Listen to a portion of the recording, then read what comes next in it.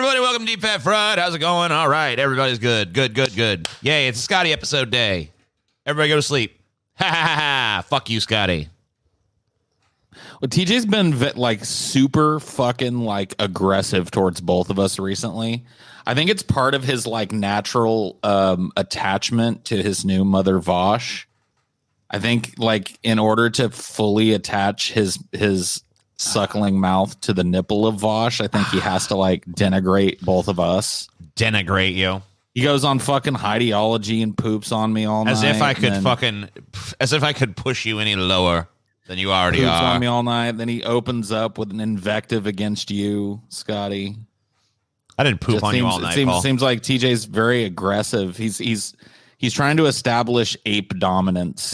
Like he's got the biggest, reddest ass right now, and so like we're all gonna cater to TJ's whimsical whims. Whimsical whims. You know what, Paul? Hey, TJ, I think I got something to say to you, Paul. Oh yeah. Your mom's ass is the moon, bitch. It's honestly one of those how to be there things. Like, I don't mean to ruin the moment because I went back and watched you doing it. And you were having so much fun. Oh, it was beautiful. My reaction. Yeah. But I read it. Like, I looked that morning and I saw your mom's ass is the moon. And I was like, oh, TJ said this on stream or some shit. Told people to come over here. Yep. And then I closed Twitter and I went on with my day. And you cried. Yeah. Oh, yeah. Oh, my Lord, how you cried.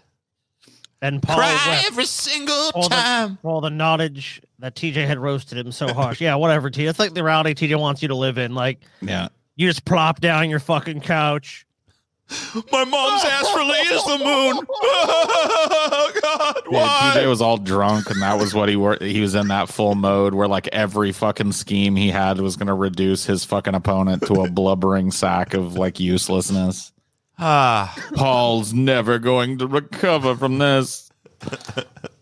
Always attacking people. It's brutal. What's wrong? TJ's wanted to get me back since that stream like a year and a half ago where I put dildos in his mouth and put like fake noses and shit on him for like half an hour. That was classic. Yeah. I mean, and then Paul had it all. I had a thing. I had a picture of Paul. I put a picture of Paul up. Every fucking, and then all of his little dildos and stuff would be on him, and then he'd turn them off real quick, and then I turned the picture of him off, and then he put them all back on. It was like, yeah, that was classic. I mean, TJ, you know, the dueling streams. What? You just got beaten by the best, dude. I don't know what to tell you. We were beaten by the best. You got beaten, dude. Sorry, man. You chose to wrestle with the king, TJ. If you fuck with the tiger, you got bits. There's always been that sort of that sort of thing, y'all's relationship, I guess. Because like I remember back in the day, the fucking, I don't want to digress too far because we got an episode to do, but just like the whole like, we ain't got no fucking episode. It's just a Scotty episode. Paul Pone TJ. Because remember, like there was some video, I forget the fuck it was, but it was like Paul Pone. I reduced TJ to a blubbering sack of shit. He literally made a video after I pwned him, right? He made this video on his alt channel of him laying on his side underneath his blankets from his cell phone. And he's like, nothing means anything. I've been arguing with feminists all day. And then apparently Paul's ego has pwned me. And I'm just not even sure like what the point is anymore of getting out of bed. There isn't one. Pwned, dude. I've learned now that there isn't one. So yeah, but I still have. Well, to, you got a few years on you now. Well, yeah. Also there's the fact that, I mean, look, TJ, if Paul pwns you again, you can just report him for like hate speech or cyberbullying or something. Oh yeah, removed. That's always good. Like so like even if you lose, like, you know, let's say Paul pwns me, I just go like YouTube win, and then they're like, Paul, you know what? You fucking cyberbullied him. You hurt somebody's feelings, Paul. Yep. You're out of here. You're fucking gone. It's okay. It's all right. We'll fucking survive. I want to know. We all know that the kid that gets bullied loses twice when he tattles. We all know that. That is true. Yeah, that's true. You guys know who this? I mean, it's not true at all, actually, but whatever. You guys know who this fucking is pictured before us? Right, but this before gentleman? I don't know who that is, but before we even get into this, Scotty, I have a simple question I want to ask you that I think needs to be answered before this episode begins. Okay, ask me your stupid question. Which Spice Girl are you, Scotty? So tell me what you want, what you really, really want. Yeah, which Spice Girl are you, Scotty? I don't even know the Spice Girls, so all right, hold on. Which... All right, I can describe it to you. Okay, Paul knows. There's Scary Spice, who's like the black one.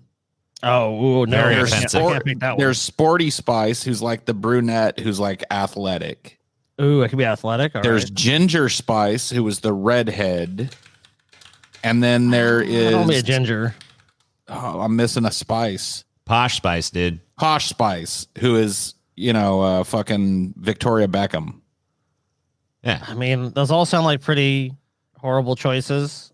I guess I'll go with... I don't really want to be posh because that doesn't really seem like it fits. See, I thought you were I was gonna fucking slap you with Posh Spice. I'll be honest. I'll just say sporty. Oh, wait a minute. There's Baby Spice, too. Oh, yeah. Baby? Baby Spice. Baby Spice is the blonde ditzy one. Oh, okay, I'll be that one. I'll be the baby. Yeah, you are the baby of this group. So you're Baby Spice. I'll be Baby Spice. All right. I always wanted to be If I'm Ginger Spice. if I'm Scary Spice, does that count as blackface? Yes. Yes. Damn. Okay. You actually can't pick Scary Spice Yes, All right, that's I actually gotcha. X out for you. unless Okay. you're black. All right. Fuck. Okay. I'll be Because her defining feature was she was the black one. I guess I'll be So you Posh can. Spice then. Yeah, you can have Posh. Yeah. I'll be that's fair I'll be enough. Ginger Spice. cool. I always thought she was the hottest of the group. So There you go. fuck you. Amen. I'm Ginger. I'm the hot one. Okay. So, Scotty, this episode is about weird deaths, I guess. This is Strange Deaths from History, Volume 1. Cool. All right. Let's do it. It could end up like Mel Brooks and be no Volume 2, but hey, we're still making an attempt. Do you guys know who the fuck this is or not? I do. Paul Yeah. does. This is fucking no, I don't know. Give it a guess, TJ. Dude, you're Give it such guess. a moron, TJ. This is King Francis of Assisi of the Second Dynasty. You dumb fucking empty-headed cuck, Hey, TJ. don't call me a sissy. You're a sissy. You're the fucking sissy. Oh, sissy. TJ, I want you to get. I want your. guess, dude. Okay, yeah. Hold I on. wanna Well, humiliate obviously you. he's some kind of king. Okay. This is King Henry the First. Yeah, this is King Fernando Montesquieu of the Gregorian. I don't know. I have no idea. Who the fuck You are is this? ignorant sack good of one, shit, TJ. Good TJ. one. He's got unibrow. That's pretty dope. You're so ignorant, dude. You just reveal how stupid you are. I did. This is Attila the Hun, TJ, or Attila, Attila the fucking Hun. and you didn't even know who the fuck it was, TJ. Paul didn't know either. Paul's guess I was was wrong. just joking. man. Dude, Paul knew, dude. Me and Paul had a conversation Oh. beforehand where we discussed the finer points of Attila's conquest. No, you didn't have nothing. Shut up, you lying son of a bitch. TJ, why would you call me a liar, dude? That just, that's just rude and you're mean. I didn't You're call you a really kind of liar. dick. I said you're a lion, Scotty. I was complimenting you. Oh, I'll take that then, TJ. Yeah. So you A probably, liar. since you didn't even know who the fuck this was, TJ, do you even know anything about Attila? Because you know what, TJ, I feel like since Yeah, I know plenty about Attila, I fucked these bitch. episodes up so badly, so I'd like you just, fill the Yeah. audience in with some information about Attila real quick. I just want people to know that Attila was a Hun. So there's that. Yeah. And he fucking he almost took over Rome or whatever, right? I love your Bart I know all- Simpson-esque fucking report on Attila the Hun. So I mean, thank you, how TJ. much am I supposed to know about fucking Attila the Hun? That's probably more than most motherfuckers on the street know. I know more. Oh man, this is pathetic, TJ. You're pathetic. You're pathetic, Fuck bitch. with you right back, bitch. Fuck with me, man. You ain't fuck with shit. I fucking knew plenty about Attila the Hun. I knew as much as anyone's supposed to know. What am I supposed to know? TJ. What am I supposed to know about Attila the It's Hun? like fighting a child, TJ. It's like fighting a little child. He was I a almost feel Hun. bad He for almost whipping you so conquered bad. Rome. That's every fucking relevant thing about him. What more do you need? Okay, TJ. All right. Fair So you enough, don't know. TJ. So suffice it to say, you don't know shit. Now, Paul, I won't even quiz you because I know that you're an educated gentleman. You know, Oh, of look course. at this. Look at I this. mean, Paul could just well-versed. kick back at this They point. think they think if the two losers band together, that equals one TJ, but it just clearly doesn't. TJ just can't handle the fucking dream team. I'm sorry, man. Dream team. Sorry, TJ. The mafia. That's what I used to call it back in the day when I would team up with somebody in fucking GoldenEye. But it was secret. We'd say we were in the mafia together, and we were, yeah. So you can't fucking do the mafia roles, TJ. Yeah, well, I'm the fucking untouchables, bitch. Taking you motherfuckers down. We'll see, TJ. We'll see what happens. So TJ. Attila was a barbarian, right? He's a fucking piece of shit. Unwashed masses. You know, he was kind of just whatever, right? Actually, Scotty, conquest. Scotty, far from the stereotype of the unwashed, uneducated barbarian, Attila was born probably at the beginning of the 5th century AD into the most powerful family of the Danube River. North of the Danube River. North of the Danube River. There you go. His uncles, Oktar and Rugula. Wait a minute. His uncle's name was Oktar? Oktar. Dude, I wish Oktar had been the famous one. That's a way cooler name than Attila. See, that's the thing is like everybody probably liked Oktar more because he had the cooler name, but I would have chilled with Rugula, dude, because you know that motherfucker had something to eat. Yeah. He always had some food. Rugula did. I guarantee. Rugula definitely sounds like he'd smoke you up more than Oktar. Yeah. He'd have a little bit of that. Oktar sounds like, you know, he's kind of cool, but he's also a little scary to be around. Like a loose cannon. Pretentious. The more you're around him, the more you kind of hate him. Yeah. That's Oktar. He's like better in small doses. Rugula, though, he just gets you smoked up. Yeah. Rugula seems a little rough around the edges when you first meet him, but then the more you get to know him, he smokes you up and, you know, you realize he's a big softy. Well, Rugula, also by the name Rugga and Rua. So they jointly ruled the Hun Empire in the late 420s and early 430s. Yeah. Attila and his elder brother Belda received instruction in archery, sword fighting, and how to ride and care for horses. Obviously, so basically like what you should know as a Hun. They also spoke and perhaps read both Gothic and Latin and learned military and diplomatic tactics. The two brothers were likely present when their uncles received Roman ambassadors. Dude, this is bullshit revisionist history that Scotty's trying to fucking throw at us right now, dude. We all know Attila wore like a mastodon skin like drape over him, and he had like just a club that was just a big stick that he made out of a tree branch, and he just pound the ground and say, "Me Attila, me Hun," and like he got other bunch of Huns like just like him, and that's how they brought down the Roman Empire. I mean, we're not stupid. Paul, you don't know much about history. Do you want to revise what you said earlier about Paul being well educated, or? Dude, I've been educated in the true history of Attila the Hun. Yeah. All right, fair enough. Maybe Paul has received this true history. We haven't. So once Attila rose to power, the first thing he did was negotiate a short-lived peace with Romans. With the deaths of their uncles, though, in 434. Belda and Attila inherited joint control over the Hun Empire. So kind of like their uncles, like, yeah, we're going to rule together. That's not a bad idea. He was probably more like, we rule Huns together now. But yeah. But with their first step, being the leaders, was that they're basically going to create a treaty with the Eastern Roman Empire, because at this point, the Roman Empire had split into the Eastern and Western empires, in which Emperor Theodosius II agreed to pay some 700 pounds of gold annually as a promise of peace between the Huns and the Romans. So, hey, it's like, you don't have to give me 700 pounds of gold. Dude, he already had them cucked. Like, they're already just, like, paying him not to destroy them. Yeah. Ridiculous. I mean, like, look, Paul, it is like the mafia, dude. But a few years later, Attila claimed the Romans had violated the treaty, of course, and led a devastating series of attacks through the eastern Roman cities in 441. With Hun forces looming just 20 miles from Constantinople, Theodosius was forced to make terms and agreed to pay Attila, now that you like this, the staggering sum of 2,100 pounds of gold per year. Damn. Dude, that's a lot of gold. I mean, yeah, when you get to that point, you're just like, fuck, dude.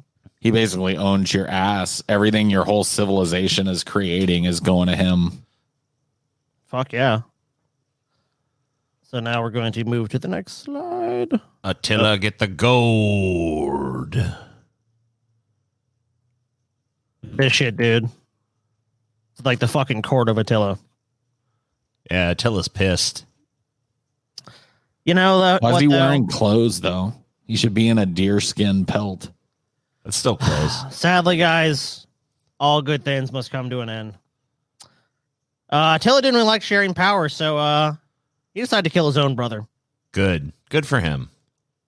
So after the peace treaty was concluded in 443, the Huns returned to the Great Hungarian Plain. Now, of course, like most history, the sources are hazy. So Roman sources are hazy about what happened here over the next several years, but it seems clear at some point that Attila decided to challenge Beleda for the sole power over the empire. Which, I mean, you can't really blame him. If you got a fucking empire at stake, it's like... Yeah, you can't have like a double emperor or whatever. Yeah, you got to figure this out. So this is the Roman writer Priscus, who provided and was considered the most reliable Roman accounts of the Huns, and claimed in that 445, Belda, king of the Huns, was assassinated as a result of the plots of his brother Attila. Sweet. Can't really blame him there. So we're gonna kind of briefly summarize until we get to his death, because that's why we're here. We want to hear about his death. But I just want to show what an epic life he lived before. So in 446 to 447 CE, he invades the Balkans, which I do not really know much about. I'll tell you what, I never liked the Balkans, dude. This is what the Balkans look like now, or it's good to the Balkan region, Slovenia, Croatia. Yeah, look at that. It's all garbage. I mean, like, Serbia, let's be honest here. If all this just fell into the fucking the sea, would anyone care? The Greeks would. No. Let's see, Romania. What are we losing? We ain't losing shit. You lose some spooky castles. Yeah, all the cool places just get to be islands, which I'm sure they would love. Yeah. Fuck all this. We don't need Serbia.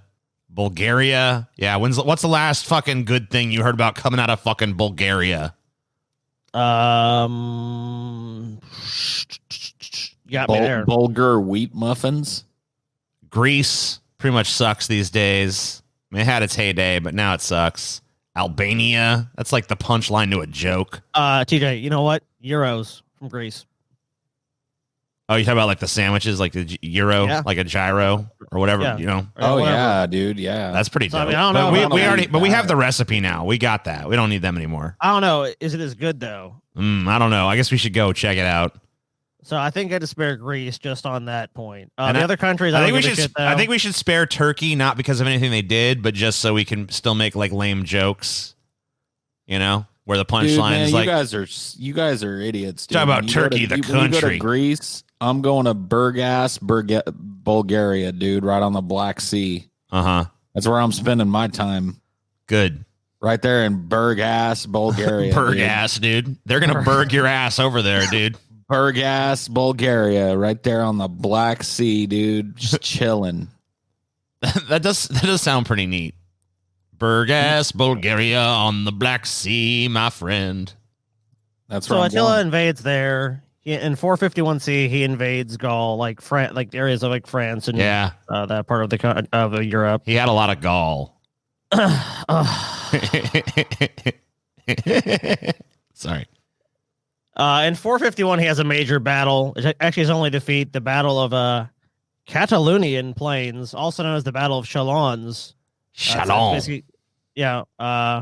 Where his invasion of Europe and Rome is halted. Poor bastard. Pretty interesting story in itself. I recommend you guys check that out if you want to. There's like a show called Decisive Battles that has it's a little bit hokey, but it explains basically what happened with that battle. If you're interested in that, well, we're here to get to his death. Yeah, kill him. This guy lived a pretty fucking metal life, pretty brutal. I mean, he fucking ruled an empire. Took out his own fuking brother. He did more than most men will do. Yeah, surely this guy dies a pretty epic death. But in this case, let's say not really. Epic life does not equal epic death, I guess. It does not. So there was a naked chick there. That's pretty cool. Well, Miss Attila's bed. I mean, come on. Yeah, I mean, so that's like kind of epic, dude.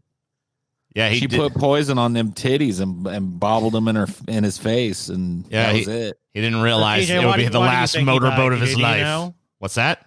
Do you know why Attila or how he died? I was going with Paul's theory about the poison titties, but I guess I could make up a different one.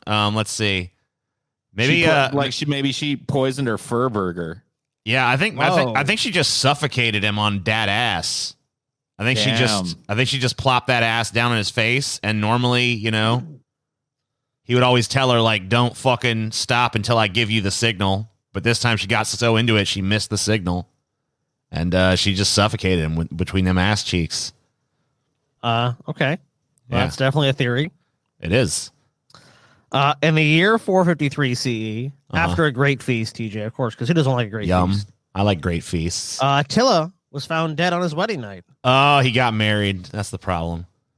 Yeah. His bride was Idaco, an apparently younger and quite beautiful woman, of course. I mean, it's Attila. She was one of several wives Attila had at the time. I mean, he was pretty used to it. Yeah, he was he was super, polygamist and shit. Dude, if you're a Hun, you can't have just one. Yeah. So whether the bride killed Attila or whether he died of natural causes is a matter of debate. So we were right. So, yeah. Poison titties, and then she smothered him with her ass while he tried to call for help while the poison killed him. Yeah, there you go. Combo. So, she fucking killed him for sure. We basically turn again to Was our friend, beauty killed the beast? Persiscus, and this is an update of a 6th century writer named Jordanes. It says, so basically, as it goes, he supposedly died of a hemorrhage of blood after a heavy feast, or a nosebleed, is what's believed. What? And this is a quote from those texts. He had given himself up to excessive joy at his wedding, and as he lay on his back, heavy with wine and sleep, a rush of superfluous blood, which would have ordinarily flowed from his nose, streamed in deadly course down his throat and killed him, since it was hindered in the usual passages. Oh. Thus did his drunkenness put a disgraceful end to a renowned king in war. A king renowned in war. Dude, this is actually kind of sad, but I had a friend that died this way. Really? Yeah. Like a dude I worked with, he was actually the manager at one of the Starbucks I worked at. And he was like a party dude. I didn't really party a whole lot with him and stuff, but he was really nice. He's a nice guy. And he got too drunk one night and fell asleep in his bed and just like suffocated on his own puke. Oh, shit, dude. He was like 32 years old. Damn. So, I mean, I've never really heard of anyone dying that way that I actually knew. The only other death like that was famous was like Jimi Hendrix died the same way. yep. Yeah, I don't know why they say he choked on his blood. It seems more likely he just choked on puke. But maybe it was blood. Where was the blood coming from? Yeah, it doesn't make any sense. It seems like he just choked on his own vomit. But no, I think this bitch killed him.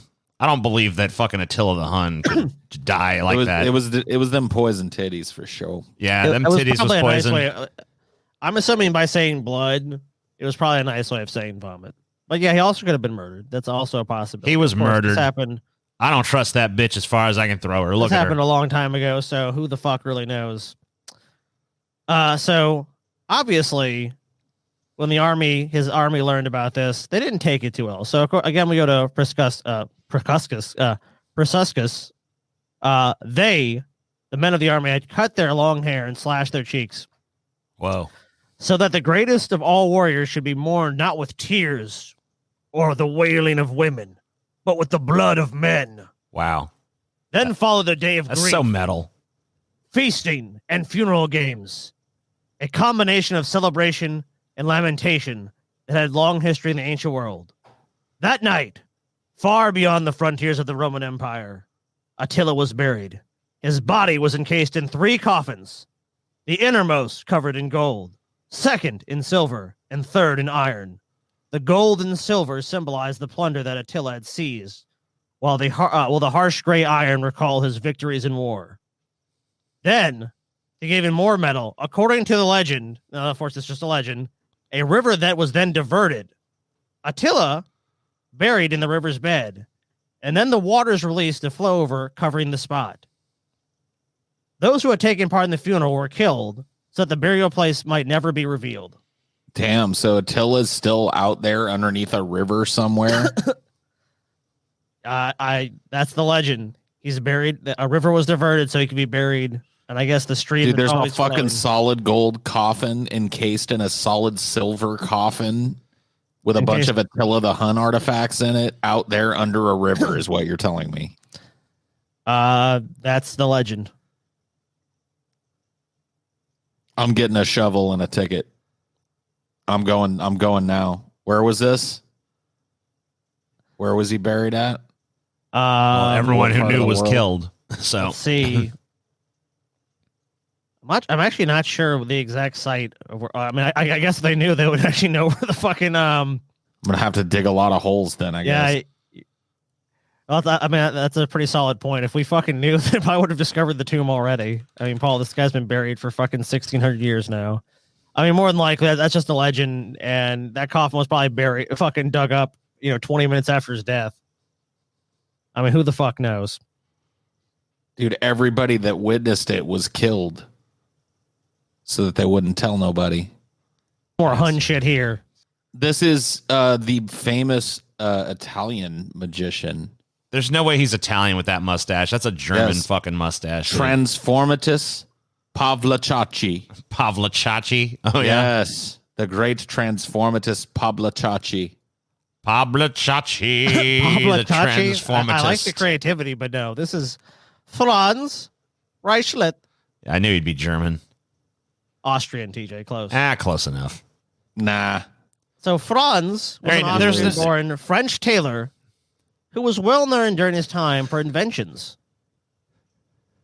So posthumously, though, Reichelt is best known for his fatal 1912 jump from the Eiffel Tower. Too bad. That's like a parachute that he's got? Yes. Having obtained permission from the Parisian police to test his new parachute suit from the landmark, Franz announced that the only dummy that would rappel from the building was himself. So, because initially when this guy was going to do this test, it was like, okay, this guy wants to test his parachute. He's going to throw a dummy off the top of the Eiffel Tower and see if the parachute works. And it's like, no. He's actually going to jump off the top of the Eiffel Tower to see if his parachute works. This dude believed in this parachute, man. I mean, he did. Parachute let him the fuck did. down, too. He was like, it seems like maybe you should have tested it on a dummy, first, give it a shot. No, dude. See how it works out with the dummy before you necessarily take the plunge yourself. Well, tragically and not too surprisingly, that's a pretty short one I pulled. Upon jumping, the suit failed, and he fell to his death. So, I mean, not really much to it. He believed earnestly that this invention was going to work, and we can see how that turned out right here. Yep. Whoops. Oops, I did it again. The parachute didn't work. It sure didn't. Look at that. I like the people just walking away. Like, okay, I just want to say that me and TJ went to the top of the Eiffel Tower. And like people, even in an elevator, like to get to the top, like I think there's like two elevators. There's one that goes all the way up to the top. It's pretty small actually. And we were in this like thing with some fucking these like dudes from Canada. And they're like, one of the guys was like freaking like, oh my god, I'm so high up, oh my god, I'm gonna fucking die. So do people like lose their minds just going to the top of this when like they're not going to jump off of it? So, Franz had some fucking epic fucking brass balls, but you really should test your inventions a little bit better. Unfortunately, brass balls do not cushion falls. No, they do not. The thing about this guy is too, man, I wonder how far down he was before he realized like, this doesn't work. You know what I mean? Like, do you think he realized it like quickly, or you think he was like halfway down when he realized like, He probably fell for like a good 3 seconds or something. So he had plenty of time to have the realization that shit was. It must have felt. However long it took to actually fall, it probably felt a lot longer. So yeah, there's probably like a lot of like, oh fuck, I fucked this up, I'm gonna die. Yep. He was probably just an extreme sports personality before there was really a way to codify that, because this is basically base jumping. Yeah, this is like the dude. He's like the equivalent of these dudes that like do like handstands on like ledges and shit. Yeah, I mean, base jumpers die and stuff, but they actually wear equipment that works. Been tested and shit. Well, he's the OG one, Paul. If not for pioneers like this, they wouldn't have that shit. So, do you know what I think this guy felt? This guy was probably fucking Yeah, it was probably some fear, but I was probably just thrilled, like, yeah, the ultimate rush. Pioneers like this. What about his fucking parachute suit? Do you think was adopted in the eventual parachute? Here's what I think was adopted. I think that they looked at that and said, okay, that one didn't work. Back to the drawing board. You know? Yeah. It takes a lot of failures before people are like, oh, okay. So he saved him the money of producing one of these and throwing a dummy off of a high thing. Yeah, he sure did. Well, there you go. That's what he accomplished. At least his life has meaning, you know? Not much, but a little. I want you guys to look closely, too, that it wasn't like he did this with no one around. Like, there's spectators right there. So, like, there's people, like, running away in horror. There's people like, oh, shit, that didn't work. From the crumpled mess that used to be Franz Croftenberg or whatever the fuck. Yeah. They can run away all they want, but I mean, a lot of people were there to see if this was going to happen. And I mean, it did. You know, it's like, whatever. Something happened. Like, oh, I'm horrified. I mean, you know, a good percentage of those people were kind of expecting this to be the outcome, and it's like the people that watch NASCAR to see the wrecks, dude. Yeah. Like, there's people that, you know, oh, man, the wreck is horrible. That's terrible. Because like, either way, you're going to see a show. Exactly. Right. But one way or another, there will be a show. An interesting death, nonetheless. Yeah. And then this dude is Igor Govinovich. All right, good guess. The Archduke of Prussia. TJ, actually, this is King Alexander the First. Really? He doesn't look like a king, but okay. I guess I believe you. Of what country? The silly hat kind of undoes the king. Yeah, that's why I didn't think he was a king. I thought he was an archduke. He looked like the Grand Poobah. Yeah, that works too. You know what country he was king of? Prussia, Austria-Hungary, Greece. Damn it, we were all in the zone. We're in the area. Yeah. So on October 2nd, we're in the Earth vicinity. Sorry, go ahead, Scotty. No, go ahead. It's fine. Alexander was injured while walking through the grounds of his Tatoy estate. A domestic Barbary Macau belonging to the steward of the palace's grapevines was attacked by the king's German shepherd dog, Fritz. So that's like a bird? That's like a parrot or something? It's actually a monkey. Oh, a Macau. Yep. Okay, so the monkey attacked the dog, or the dog attacked the monkey, one of the two. Yeah, no one's quite sure on that detail. But Alexander got in the middle. He attempted to separate the two animals. And as he did so, another monkey attacked Alexander and bit him deeply on the leg and torso. Eventually, servants, arrived. They chased away the monkey. Like, get the fuck out of here, you little son of a bitch. The king's wounds were properly cleaned and dressed, but not cauterized. Probably should have cauterized those. But he didn't even think it was a big deal. He was like, look, this doesn't need to be told to anybody. It's just a little thing that happened. Yeah, let's keep this whole attacked by monkeys thing between us. Yeah. You know what I mean? Yeah, and when you do that, you end up being the first king to die to monkey attack in the history of the world, probably. Yeah, maybe shouldn't have been so bashful about it, I guess. People talk about the fucking Komodo dragon that wounding you and it's gonna get you. You're gonna get sepsis and all this other shit. But apparently you don't fuck with monkeys either, because that evening the wound became very severely infected.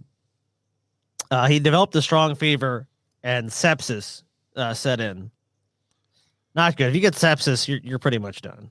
I mean, not always, but I mean, in modern times, it's difficult to even live when you have sepsis or septic shock. His doctors considered amputating his leg, but none wished to take responsibility for so drastic an act. So unfortunately, the king. So the doctors were gonna save him, but then they were like, "I don't want to be the one that when he wakes up, he knows who sawed his leg off. So fuck you." Always the king. I mean, and there's always been a certain reluctance throughout history because if you kill the king, what's going to happen to you? Right. So, I mean, it's also that if they cut off his leg and he dies, their heads might be on fucking pikes the next day. So they don't act. Obviously, there's no penicillin or antibiotics to give him. So he ends up succumbing to his wounds and dying. Yeah, he was, as far as I know, killed by a monkey. Only leader or king to be killed by a monkey. Damn. That's fucking harsh, dude. That's got to be like, and when you're all up in king heaven or wherever kings go when they die. Yeah, not pleb heaven, of course. Yeah, and you get to king heaven, dude. All the other kings, you know, they're going to be making fun of you for eternity. Yeah, like, that sucks. You know, there's some dudes there that got betrayed and that like died by misadventure, died in battle, you know, but like you died because you got bit by a fucking monkey. Yeah, I mean, it's just one of those things where it's like, how the fuck does it even happen to you? Like a fucking monkey of all things. Like if a dog had bit him, because I saw the story. I'm like, what? So like, why would anyone put this story? I'm like, okay, this dude was fucking murdered by a monkey. I don't know, Paul and TJ. I think you really appreciate the next story though. I think this next tale will be more to your liking. Okay, cool. Ah, yes, Ludwig Burgess, Grand Duke of Erlingshire. Looks like a king. Looks like a George. Not a George. Adolf Frederick, King of Sweden. So Adolf Frederick reigned over Sweden from 1751 to 1771 during the Age of Liberty. So during good times. Cool. He's like the anti-Hitler, dude. He's like the good Adolf. Yeah, he is. A prosperous age when the people of Sweden saw their civil rights increase and enjoyed an era of peace. Wow. So peace and prosperity, dude. So but, I mean, I guess if your name is leader, if your name is Adolf, you know, which I guess not many people are anymore, but if your name is Adolf, you know, you can look up to this guy. Well, maybe not, because apparently he's gonna die a really lame death. But you know what? At least his 20-year reign was marked with prosperity. He's gonna die doing what he loves. Sweet. You know, I mean, not a nosebleed, you know, not bit by a monkey, but doing what he loves. Cool. So it was February 12th, 1771, or as they call it, Shrove Tuesday. You know, as we like to call it, Fat Tuesday. Shrove Tuesday. So it was the last day to indulge before Lent. Lent. If you know anything about Catholics, it's basically when they pretend to fucking give shit up. Cool. Thank goodness I didn't grow up Catholic. Peaches, you're gonna have to give up Oreos and meat. No, Mom. In reality, it was have some more Oreos, baby. Eat them right along with your meat and pour some gravy down your gullet to wash it down, baby. Well, you know what, Paul? You got the good end of that deal. I did. It was the last day to indulge before Lent when Frederick was expected to fast and give up luxuries for 6 long weeks. Ugh. So, I mean, he was like, shit, dude, it's Lent. Lent's coming up. I'm the fucking king. I got to really indulge. You know, I mean, Lent's tomorrow. Fuck, I got to fucking pretend to be like a little pleb for a fucking 6 weeks and don't eat the same extravagant shit. So Frederick's going to go out with a bang. He's going to enjoy his last fucking big fucking feast before Lent. So for his first course, he started off with a meal of lobster, caviar, kippers, sauerkraut, boiled meats, and turnips. Sweet. Sounds pretty good. I mean, the king had a large appetite, so that wasn't really enough. I mean, that's fucking good. You know, that was a good feast. But he wants something a little bit sweeter.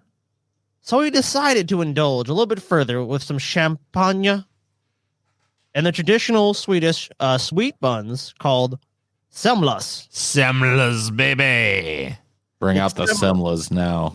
I've eaten my boiled meats and lobsters and turnip dinner, and I'm ready for the semlas. Ah, yes. Semlas. You want some of those, TJ? Bring me them Swedish sweet buns, bitch. Hell yeah. Hell yeah. Those look pretty fucking good, dude. Are they all filled with that cream too? Or is that just a topping? It looks like they're filled with it because, like, it looks like they like cut it open and then put the cream in to overflowing and then put the top back on. Columbus, Paul? Schmitz, yeah. Well, you remember the cream puff dessert? I think it's kind of like that. Oh, yeah. So it is. but it's like mostly filled with that cream shit. Mostly filled, if I had to guess. Yeah, those cream puffs at that place were fucking retarded. Oh, they're so fucking good, dude. The buffet was because we went and got the buffet, and it was but then we got a cream puff, and we were like, holy fuck. See, I never got the buffet there. I always ordered off the menu. Yeah, because I got the buffet, and I don't trust. I don't fucking trust no buffet ever. I don't blame you, dude. I like a buffet. I do not like a buffet. That's garbage food to me. So he had a few. Semlas also happened to be Frederick's favorite dessert. Yeah. Instead of eating his normal amount of around 4, the king polished off 14 servings of the treat. Yum. And he didn't just eat them by themselves. It wasn't like he just had them. Okay. Right. He made them extra rich by eating them from a bowl with hot milk, cinnamon, and raisins. Damn. But, all good things must come to an end. After the excessive feast, Frederick decided that he had finally had enough. Oh, I'm so full. Shortly thereafter, he developed severe digestive problems, and he died the same day. He is forever remembered in the history books as the king who ate himself to death. Hold on. Moment of silence. Man, I've tried to do this so many times and failed. I just want to say that fucking Adolf Frederick, King of Sweden, has the exact opposite fucking reaction in fucking King Heaven than King Alexander the First, dude. Yeah. When he tells the other kings everybody how he died, everyone becomes reverent. Yep. A true king is among us now, gentlemen. This is no small player, though his name may not be known in the annals of history. This man died a king. He definitely kingly did. way. This is the best fucking king. Look, not only did he have a 20 fucking year reign of prosperity, but he literally prosperityed himself to fucking death. Attila the Hun is like, 1,000 spirit horses for you. Fucking Genghis Khan is like, pick from among my many wives. Any that you want shall be yours. All. Yeah. He is. This is truly, he is the king of kings, dude. The king of kings, dude. Ramses is like, I don't even know what an Egypt. Take this papyrus scroll. That's all I got. Damn, that's lame. I don't know Egyptian shit. Like what? It will give you the power of resurrection. I will build a pyramid in your honor. Yes. Some shit like that. The Great Pyramid of Giza is now yours, for you are a greater king than all who have come before you. King. Jesus himself bows down before fucking This Frederick, is the king fucking of kings. Adolf Frederick, man. Oh, dude, when I read how this guy died, I know I had to pull him. I was like, man, TJ and Paul are gonna fucking ball wash this dude like nobody else. And I know you guys are going to. This is my new hero in life, dude. There goes my hero. Watch him as he eats. I'm ordering 14 fucking. I'm going to that place and I'm getting 14 fucking cream puffs and I'm getting some bowls of warm milk and cinnamon and raisins, dude. Hell yeah. I'm going to town. I'm going out like this guy went. Damn.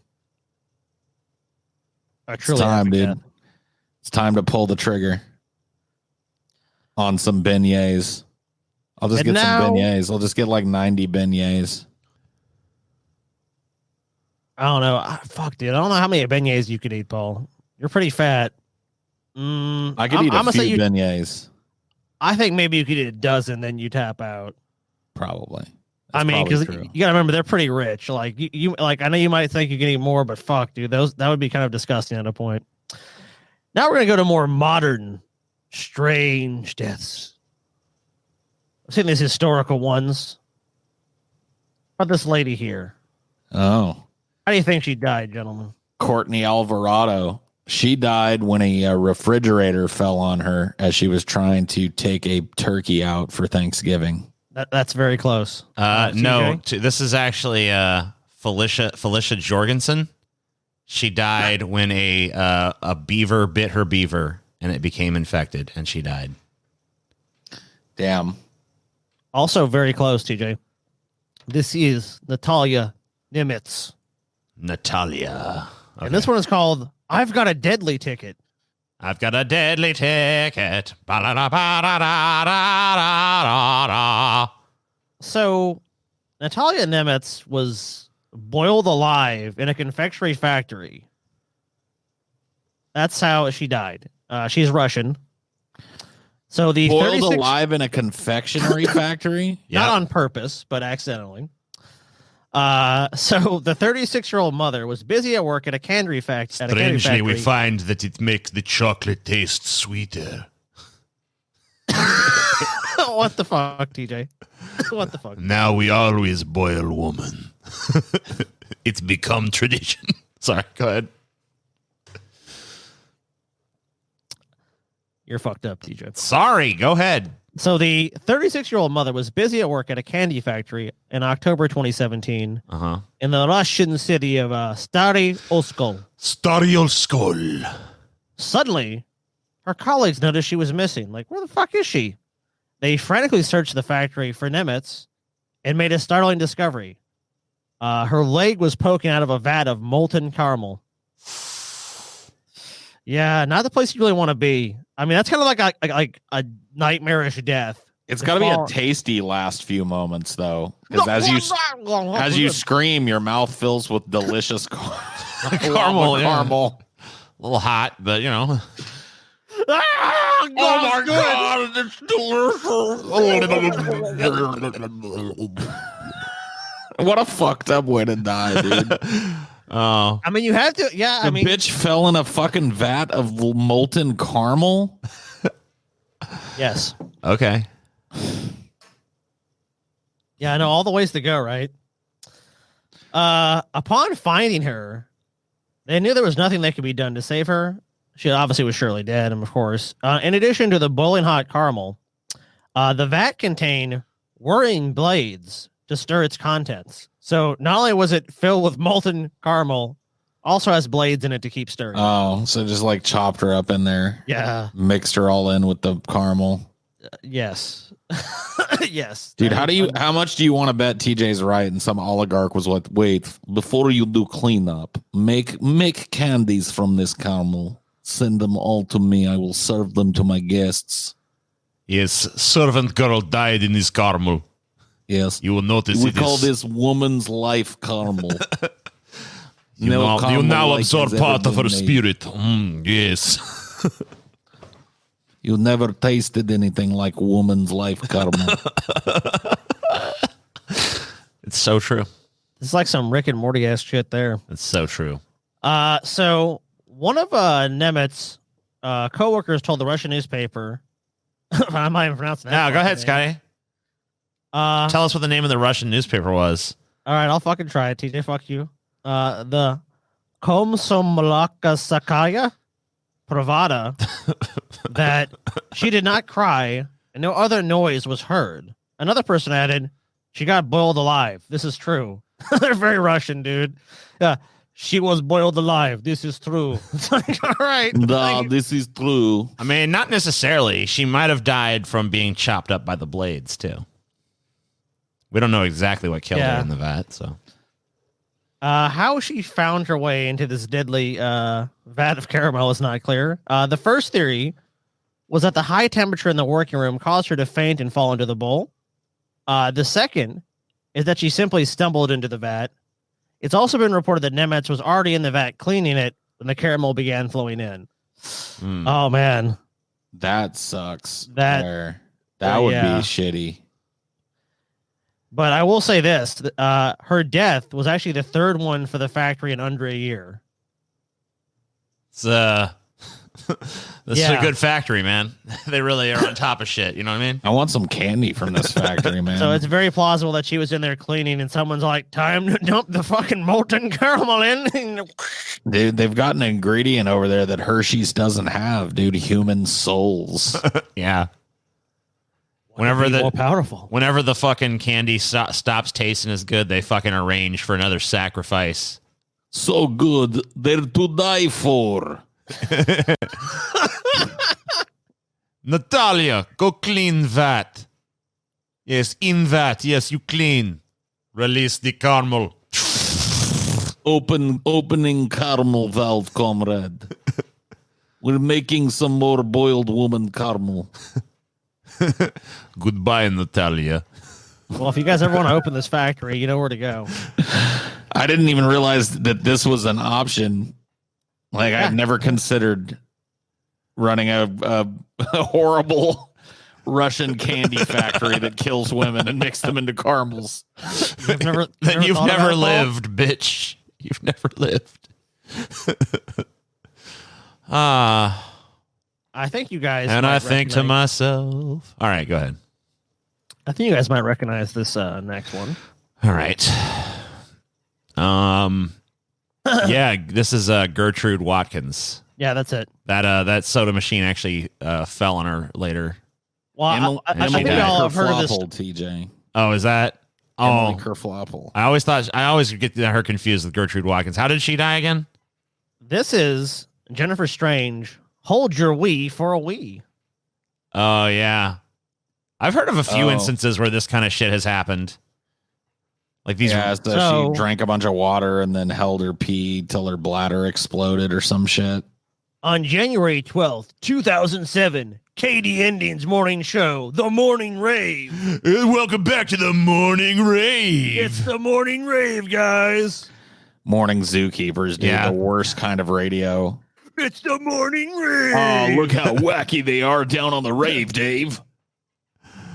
Welcome to The Morning Rave, everybody. They held an on-air contest entitled Hold Your Wee for a Wee, in which contestants were asked to drink as much water as they could without taking a piss. Woo! Yeah, we're getting crazy down here on The Morning Rave. Wow. Yeah. TJ, or Scotty, you missed a calling. You could have been a morning zookeeper, dude. Yeah, there you go. Yeah. The most soul-crushing job. Let's ditch TJ and let's just be Scotty and Paul. We'll start in a small market. You can't be Scotty and Scotty Paul. And Paul here. No. You can't be Scotty and Paul if you're part of a morning zoo crew. You got to be like Scooter and the Wolf or some bullshit. Yeah, that's right. No, Scooter and the Hog, dude. Scooter and the Hog. There you go. There it is. It's perfect. Welcome back with Scooter and the Hog here on KD 107.9. Oh no, Paul's even. This is a dark mirror of reality. Paul's Scooter even in the Hog, dude. Scooter and the Hog. I fucking love it, dude. Keeping you alive for your morning drive. Scooter and the Hog, 107.9. Oink, oink, bitches. It is cold out there. This is the Hog coming at you with your morning weather, and you better bundle up. Luckily, I got all this extra porcine fat all around my fucking midsection, but if you don't, you might want to put on an extra pair of socks today. It is it's cold out there. Back to you, Scooter. Oh no. Hello, darkness, my old. You guys are a fucking morning zoo crew. All right, TJ, come into the studio today. We have this awesome dude, the amazing atheist here. And he's going to show us his amazing banana trick live on the Morning Rave. Sue-wee. I mean, I'm usually the fattest one in the studio, but not today. Our guest today is, wow. I mean, I might want to give him the hog throne here. What do you think, Scooter? Oh, no, the hog throne might collapse under the weight of this beached whale we have here. You are absolutely right. Maybe we can hire this guy. It'll be Scooter the Hog and the fucking blue whale. Oh, my God. Look at him. There she blows. Beluga. Yeah. So, all right. The contest is basically... I just want to do more Scooter and the Hog. Let's just make the rest of this episode Scooter and the Hog, dude. Just make it happen. We'll make it happen. Shop your show around to different markets, dude. We just got to start doing Scooter and the Hog radio shows, dude, somewhere. We got to figure it out. Yeah, you guys can nail down those logistics. Scooter and the Scooter and the Hog. Well, dude. guys, DFF, we lost Paul and Scotty. They're off doing Scooter and the Hog on KZ 108.1. And, I congratulate them for that. But, DFF will continue, you guys, with my new host, Stevie, and the sock puppet guy. It's me. Oh, TJ. It's me, Mr. Socky Man. and Paul. And I hope that they suffer a tragic fate when they run a ill-advised contest on their radio show. Ooh, they're going to get lots of legal trouble. We're definitely going to cover this one on Scooter and the Hog and make fun of him. Yep. So TJ, you guys might remember our former. But you guys are going to get into. Well, you guys are going to get into. Since you're getting into this, you might want to listen to this as a cautionary tale, because this is how a morning zoo crew gets in trouble. It's the way you get in trouble. This is how you kill a listener and get in some hot water. The contestant able to hold the most water would win a Wii video game console. At the time, the Nintendo console was very popular and sought after. It was basically sold out throughout most stores in North America. You couldn't get super popular. A 28-year-old contestant, Jennifer Strange, died of water intoxication hours after taking part in the contest. So, according to the participants, 17 to 20 contestants took part in the competition in a room at KD&D Studios. The contest began around 6:45 a.m., I never would have competed because I wouldn't have been up that early. As contestants were each handed about 8 ounces of water. If you use some other flawed system, it's 240 milliliters. And they had to drink these every 15 minutes. Contestants also said as the contest progressed, they were given larger quantities of water to drink. According to witness reports, Strange, who placed second in the contest, that fucking blows, dude. To get second in a contest like this, she may have drunk about 2 gallons of water, 7.6 liters. Some later remarked on the physical discomfort they suffered during and following the event. So this is like fucking painful. And then, Paul, I guess this happened near where you're from. I don't think it's Madera, but I think it's like Sacramento area. The Sacramento Bee released audio clips from the morning show indicating that the disc jockeys were actually aware of the death of Matthew Carradine by water intoxication. At one point, a caller contacted the station and informed the DJs that the contest could be dangerous and potentially fatal. I don't know how and they did nothing. Yeah, and this is how they responded. We're aware of that and said that the contestants had signed releases and couldn't file a lawsuit. However, according to a contestant, the waivers addressed only publicity issues and made no mention of health or safety concerns. The DJs actually on the air joked about Strange's distended belly, joking that she looked she was about 3 months pregnant. Like, you look pregnant. So wait, does this contest. wait, hold on. Let me just pause for a second and recap what's going on here. So, there was a dude named Matthew Carradine who apparently had already died under similar circumstances. I don't know what the exact shit behind his case was, but a caller calls in and says this contest you guys are doing is dangerous and potentially fatal. The DJs are like, yeah, we know they signed waivers though, so don't worry about it. Like, as if that's anyone's concern out there in the world, is I wouldn't want these guys to get sued or something, Right. And then they're looking at the woman who died later, and they're like, look how fucking bloated she looks 3 months pregnant. Crazy. Yes. Okay. What you said is completely true. Gotcha. After the contest, Strange spoke to a coworker by telephone, indicating that she was on her way home and in extreme pain, suffering what appeared to be an intense headache. The coworker called Strange's mom, who went to her home an hour later to find her daughter dead. So even after being advised on the air and realizing the fucking risk, these idiots still had this competition, and then someone just fucking dies. See, I gotta tell you, these idiots are not the ones to blame for this. There are people that work at fucking radio stations whose job it is to make sure that these things are on the up and up. And when these fucking trio of morons came to them with this idea to make people fucking drink water until their bladders exploded, somebody should have pulled the plug and said no. Like that's like a program director's job or some shit. Like there's somebody that keeps the fucking morning zookeepers from. All right, we're all going to put KKK hoods on today and see who can offend a black person the most. Come on in. Well, let's go burn a cross on this black dude's lawn, everybody. Because that's what they'll do eventually. Like zookeepers don't care about anything other than being outrageous and wacky. So there has to be somebody at the fucking radio station that's just like, no.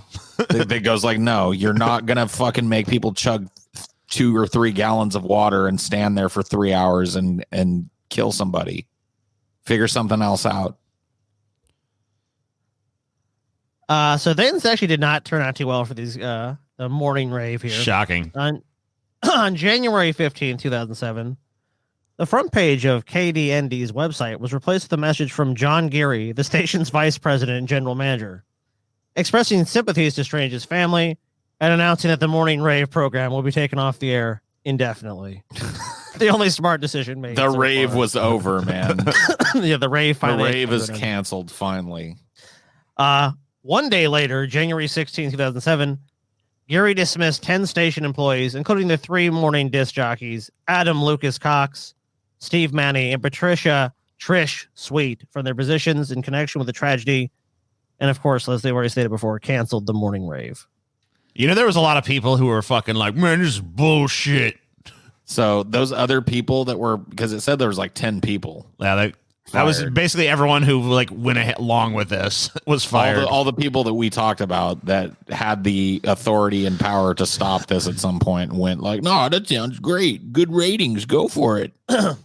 And actually, rightfully, this family filed a lawsuit. Scooter and the Hog have been canceled after their infamous gouge out your eyes for a PS5 contest led to several blinding incidents and 2 deaths. Take some fucking sharp and gouge your eyes out. You're going to get a PS5. I won't be able to see, but you'll have a PS5. Ow! Oh, shit, he's dead. Who could have foreseen this? And then I get the last laugh. Oh, man. Whatever, TJ. Fuck off with that last laugh bullshit. Like, I don't know anything about the chick, but these 2 dudes, man. Oh, my God. I can't imagine living in the Sacramento area and having to listen to these fucking idiots as you went to work in the morning. Maybe we can find some of them. Probably not. The morning rave. I tried. You might be able to. I looked fairly thoroughly, and I couldn't really. I could find stuff on news shows where they played the audio, but I couldn't find anything just like with them by themselves. All right. The morning rave, dude. But this actually turns out it's a pretty shocking turn of events as far as how this lawsuit ends up. Not that the fact they win it, but what happens. There's no sound. Oh, there's no sound? I don't hear anything. Do you hear anything, Paul? Nope. All right, shit. No fucking sound, huh? Yeah. You want me to do it? I can do it. If you just share it in here, it'll just do it, and I'll be fine. Okay. Well, Intercom Radio of Sacramento and shut up. Yeah, all right.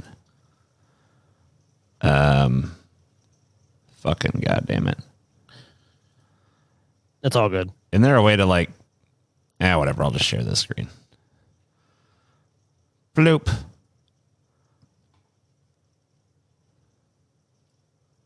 well, Intercom Radio of Sacramento and its station 107.9 absolutely slammed today in court for serious negligence following a lengthy trial. The company now owes the Sacramento family millions of dollars.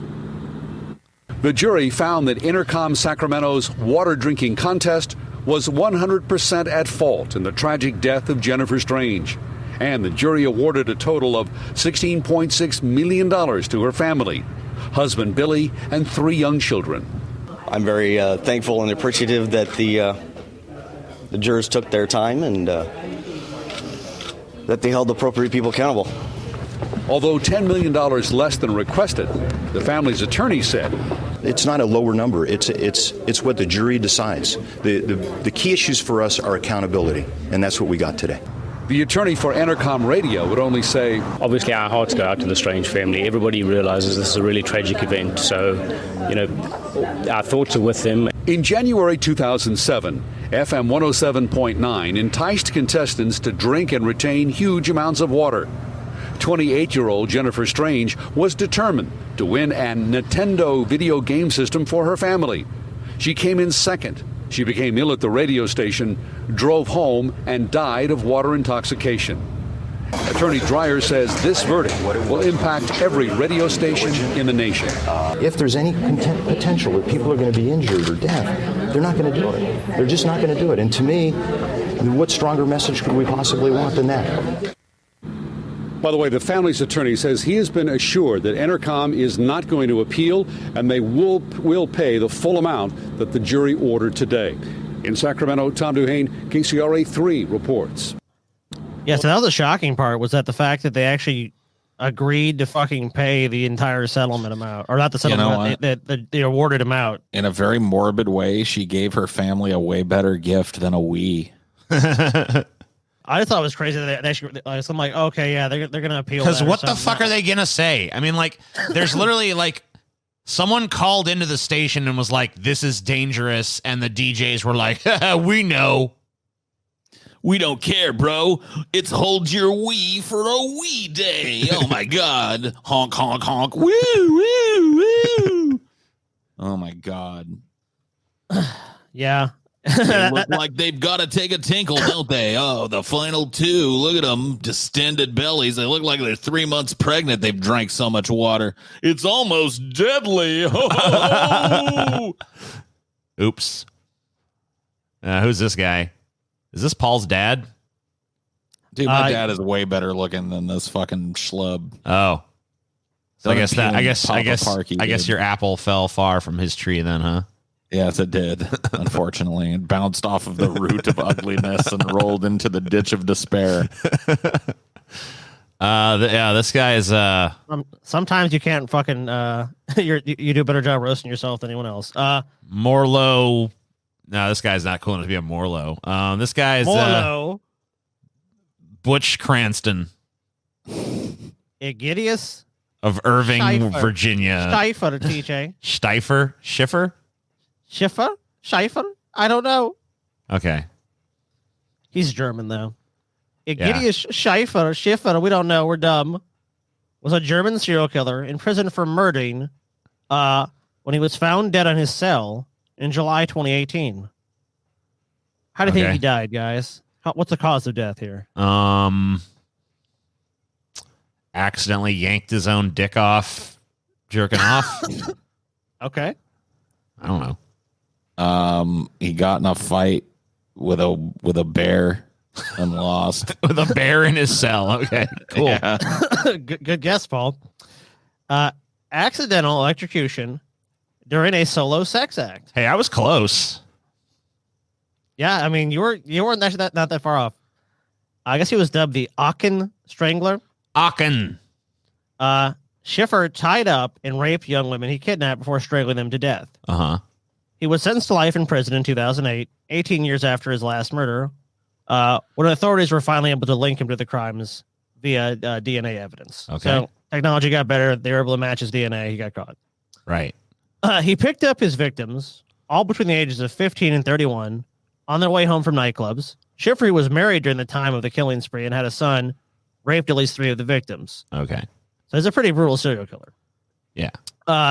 Schiffer initially confessed to the murders, but later withdrew his testimony. He claimed that he had confessed because he was a sadomasochist, or that he received sexual gratification from the infliction of pain or humiliation on another person or himself.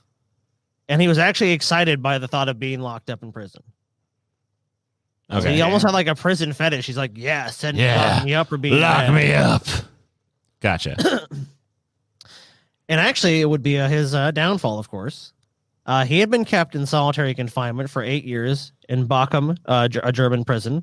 Yeah. This is where the guards found his lifeless body in what must have been a pretty unusual way to see an inmate dead. I mean, I don't think it's often you're going to fucking see someone that is basically wrapped around a lamp. Well, I'll just describe it to you. He removed a cable from his bedside table lamp, then wound it around his nipples and his penis and stuck the end in a power socket. When the guards came across his body, it was still hooked up to live electricity. Officially, his cause of death is listed as heart failure caused by electrical current flowing through his chest. In performing this autoerotic sex act, it is believed that Schiffer killed himself accidentally while masturbating while receiving electric shocks. Damn. Another I mean, you guys thought you were kinky. You guys thought you were kinky. I mean, fuck. Another pioneer, man.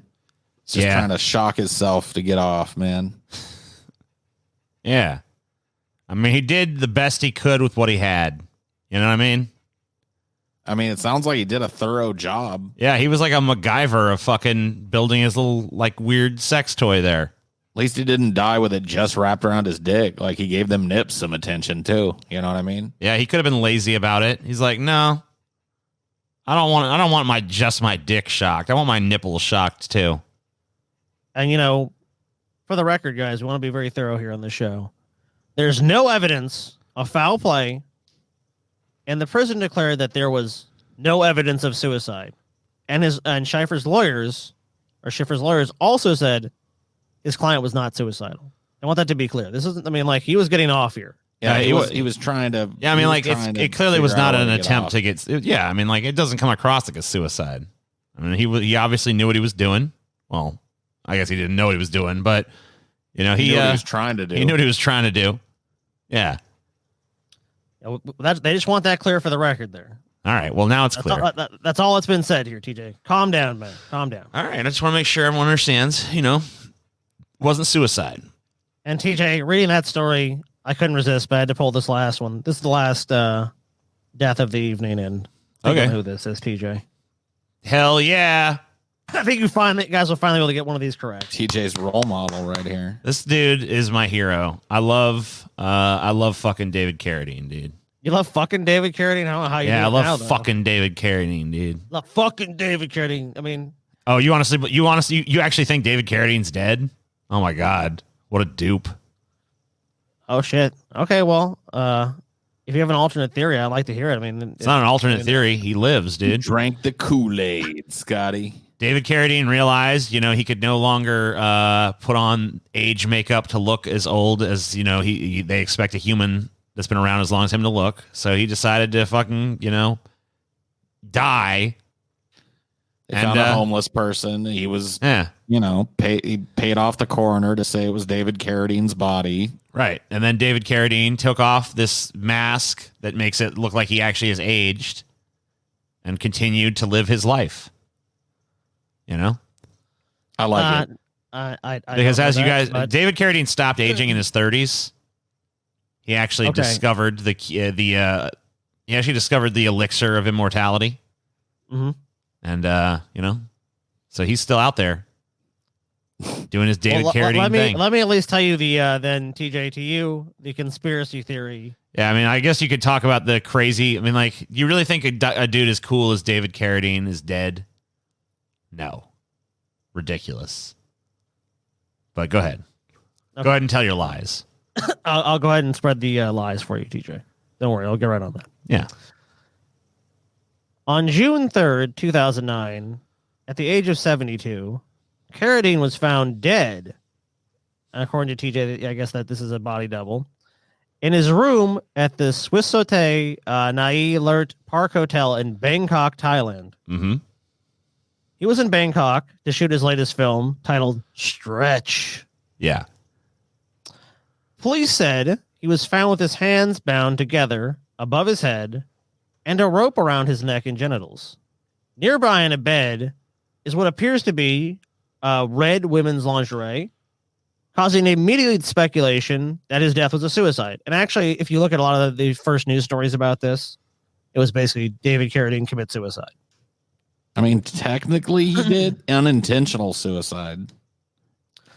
However, reported evidence suggested that his death was accidental, the result of autoerotic asphyxiation. Awesome.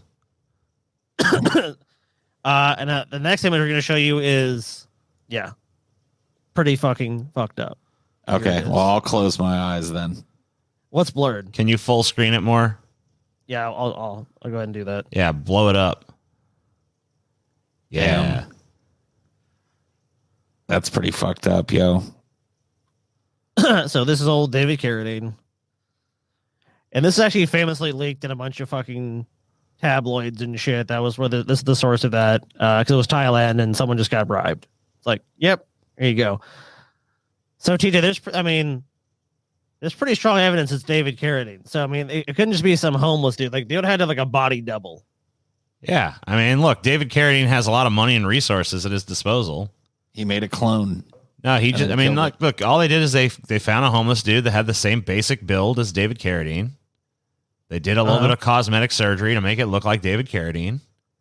And bam. And bam. That's it? Yeah. Wham, bam, thank you, ma'am. Fake David Carradine dead. Oh, man, TJ. So even the identifying tattoos he had, so they down to that. They had him of course, the tattoos in the same place, and they aged them to make it look like they'd been consistent with how long ago he'd gotten them. Yes.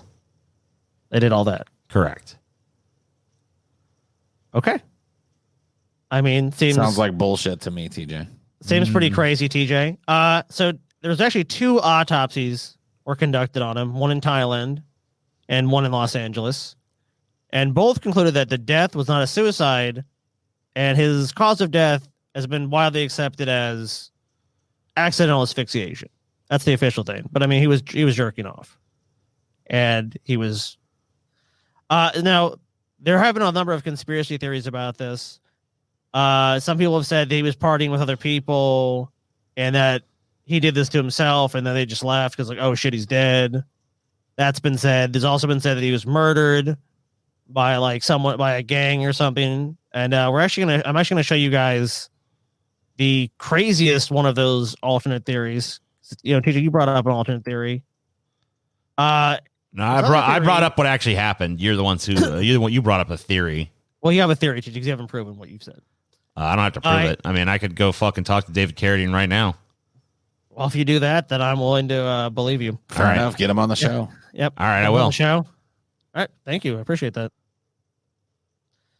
So, TJ, a secret kung fu gang may have killed David Carradine as the actor learned more about their underground society. His family lawyer said. Okay. Sure. Yeah, that happened. Yeah. I mean, look, TJ. He kung fu gang? Yeah. Yeah, obviously, Paul. Why does this sound less believable than TJ's fucking wild story? This is just some publicity-seeking attorney. So attorney Mark Garagos said the kung fu star who was found dead and hanging from a closet with ropes tied around his neck, wrists, and genitals in his Bangkok hotel room may have been slain while he tried to expose clandestine martial arts gangs. Garagos said investigators should first probe the martial arts underground to find clues in the actor's death. The Hollywood attorney said Carradine took an interest in the martial arts underground during an interview on CNN's Larry King Live on Friday. Well, this is Friday whenever this was written, like 10 years ago.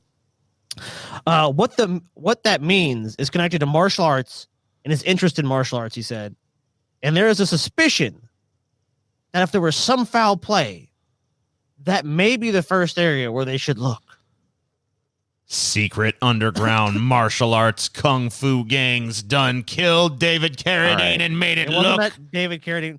Now look, and there's a lot made it look like a fucking autoerotic asphyxiation accident, but we know the truth. And I didn't pull it, but obviously a bunch of because David Carradine was married a fucking shitload of times. A bunch of his ex-wives came out and said David liked to be tied up, and David was super kinky and super into all this kind of shit. So that to me is consistent with David. But also the main person talking about it was writing a tell-all book. So I mean, but you know what? That's all the more reason why his death is so unbelievable. If he was just starting to mess with that in his 70s or something, that'd be one thing. But this is a lifelong get tied up kind of guy. He knew the ins and outs of this shit. He knew what was safe and what wasn't safe. He had fucking decades of experience. So I don't buy it for a second. David Carradine his current wife at the time. David Carradine lives to this day, you guys. Now his widow actually sued the production company making this movie because apparently David Carradine like went off for an hour. They didn't know where, and his minders basically just left him wherever they were. And then he tried to get back in contact with them. This is the night of his death, and they're like, "Oh, we're across town. Take care of yourself. You're a fucking grown man." And then of course he ends up in this wild scenario of him being found dead. Yeah, you can't. The Kung Fu gang kidnapped. Yeah. You can't leave fucking these minders are stupid as shit. You cannot leave David Carradine unsupervised. What the fuck? In Bangkok, Thailand, man. You can't do it. I mean, look, bad idea. As much the whole, I mean, all kayfabe aside, you can't leave David Carradine to his own fucking devices, dude. He's not a fucking grown, reasonable adult. Like, this dude has been on one nonstop drug and alcohol binge for like 40 years at this point. You can't leave this dude alone. They're totally responsible for his death. And they actually ended up paying her $400,000. So they should fucking pay more than that. I think that was mainly to do with the insurance policy that they ended up taking out on him to do these movies. So, like, I don't think it was them being benevolent or anything. It was just the fact that she should sue them into the fucking dust. Dust. Anyway, but I couldn't help but pull your hero to end the show though, TJ. Because I felt it was fitting. David Carradine is fucking dope. I guess he's secretly living his life in Tibet or something right now, right? Nah, he died. Oh, he's dead. I was just trying to keep his memory alive. Poor David. Well, TJ, he died the way he lived. Jerking off. Yeah. You know, so I mean, there's that, dude. I mean, many people die of pretty lame deaths. Like David Carradine. Yeah, you gotta go to that to him. Like, when someone tells you that's how he died, you're pretty much like, yeah, okay. You know, it's not like if you told me David Carradine died of a heart attack, I'd be really disappointed. Like, oh, he died of a heart attack, or he died of like, you know, he had an epic death that very few people get, and you know what I mean. And his kink was out there for the world to see. So good for him. And now he's fucking dead. Good for you, David Carradine. Way to accidentally kill yourself. I like the king that exploded himself from the inside with Bavarian stuffed pastry, but that's my personal choice of the night. Yeah, I mean, you can't really top that one. I mean, you probably could, but it wasn't topped by anyone else on this list. Well, that's fucking all, gentlemen. Why you gotta fucking end on such a sad note, dude? I mean, all those other people's deaths were just funny, but then you gotta end on a truly tragic death. I'm gonna go through the rest of the day fucking depressed and shit now because of you. You know what, TJ? We talked about this the other day. Don't be a fucking Gene Siskel, TJ. Don't be a fucking Gene Siskel. Sorry. You're fine, TJ. That queasy feeling in your stomach, TJ. Guys, that might be how you go out, TJ. That's why, because you fucking empathize. Like, man, David Carradine could be me.